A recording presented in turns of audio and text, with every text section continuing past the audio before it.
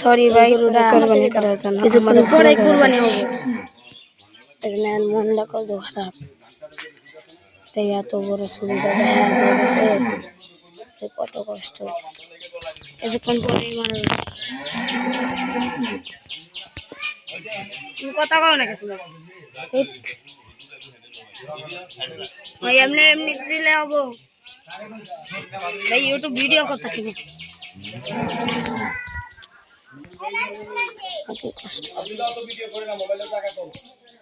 আমি ইউটিউবে ছাড়বো, ইউটিউবে ছাড়বো।